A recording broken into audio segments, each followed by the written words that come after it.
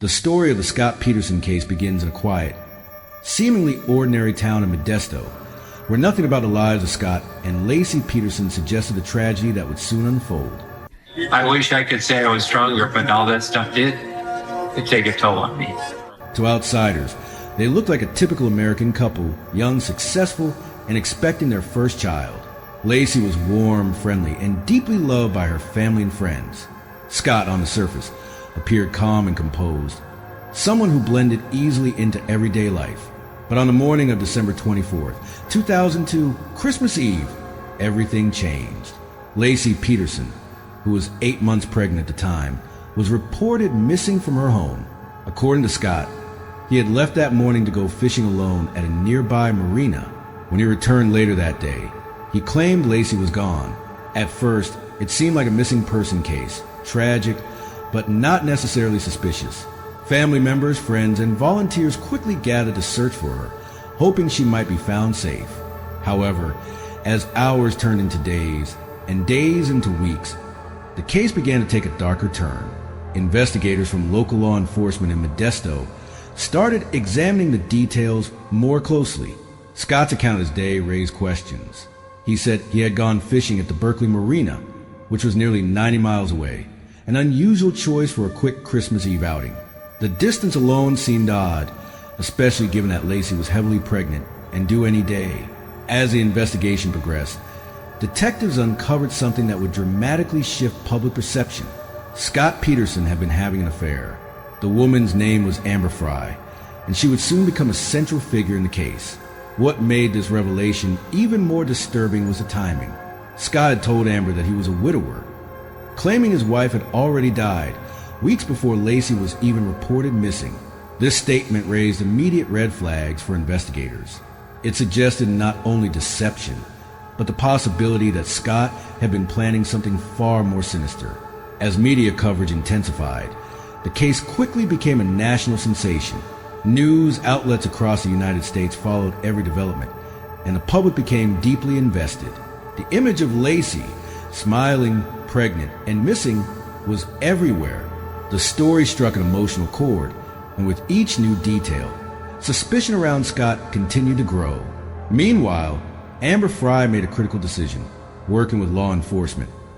She agreed to record her phone conversations with Scott. In these recordings, Scott continued to lie, maintaining the story that his wife was already gone, even as search efforts for Laci were dominating national headlines. The contrast between his words and reality was chilling to many.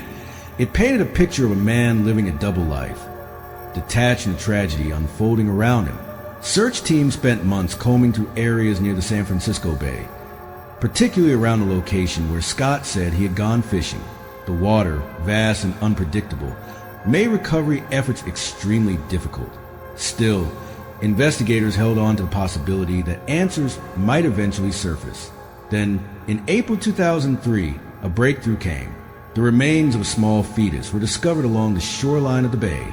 Shortly after, the body of an adult woman was also found nearby. Through forensic examination, the remains were identified as Laci Peterson and her unborn son, whom the couple had planned to name Connor. The discovery confirmed what many had feared. This was no longer a missing person case. It was a murder investigation. Attention immediately turned back to Scott Peterson. The location where the bodies were found, near the same area he claimed to have been fishing, became a critical piece of evidence. While there was no direct eyewitness or confession tying him to the act, the circumstantial evidence began to form a compelling narrative. In the days that followed, Scott's behavior drew even more scrutiny. He was arrested on April 18, 2003, near a golf course in La Jolla, California. At the time of his arrest, he had changed his appearance, dyed his hair, and carrying items that raised suspicion, including multiple identification cards and a significant amount of cash. To many observers, it appeared as though he might have been preparing to flee. The trial that followed became one of the most closely watched criminal cases in the United States. Held in Redwood City, the proceedings lasted for months and were filled with intense legal arguments, emotional testimony, and constant media attention. Prosecutors argued that Scott had murdered Laci to escape the responsibilities of marriage and impending fatherhood. allowing him to continue his affair and maintain his desired lifestyle. The defense, on the other hand, emphasized the lack of direct physical evidence. They argued that the case relied heavily on circumstantial details and media-driven assumptions. They suggested alternative theories, including the possibility that Laci had been abducted by unknown individuals. But for the jury, the totality of the evidence told a different story. The timeline inconsistencies, the affair, the recorded phone calls, the location of the bodies, all of it combined to create a narrative that was difficult to ignore. After deliberation, the jury reached a verdict. Scott Peterson was found guilty of first-degree murder for the death of Laci Peterson and second-degree murder for the death of their unborn child. He was sentenced to death in 2005.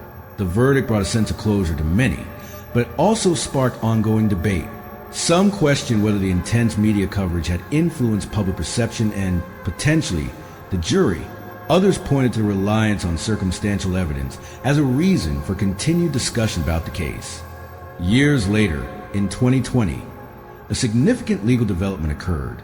The California Supreme Court overturned Scott Peterson's death sentence, citing issues related to jury selection during the penalty phase of the trial. However, his conviction for murder remained intact. He was later resentenced to life in prison without the possibility of parole.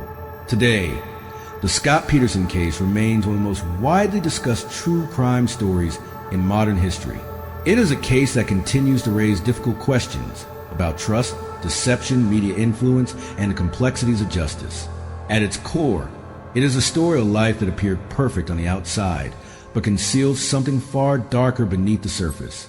Laci Peterson's memory lives on, not just as a victim, but as a reminder of how fragile normalcy can be. What began as a missing person report on a quiet Christmas Eve turned into a case that would captivate a nation and leave a lasting impact on the world of true crime.